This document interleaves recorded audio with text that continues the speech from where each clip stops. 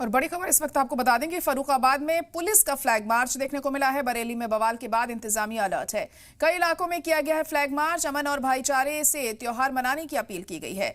तो बड़ी और अहम खबर इस वक्त आपको बता रहे हैं कि बरेली में तशद्दुद के बाद फर्रुखाबाद में भी पुलिस का फ्लैग मार्च देखने को मिला है। कई इलाकों में फ्लैग मार्च किया गया। अमन और भाईचारे से त्योहार मनाने की अपील की जा रही है। तो अहम खबर इस वक्त आपको बता रहे हैं कि पुलिस कोई भी कोताही यहाँ बरतनी नहीं चाह रही है।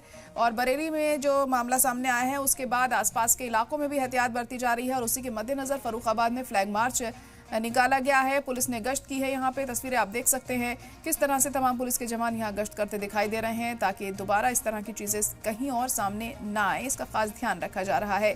त्योहारों का सीजन भी चल रहा है और ऐसे में अमन और भाईचारे को बरकरार रखना बहुत अहम है।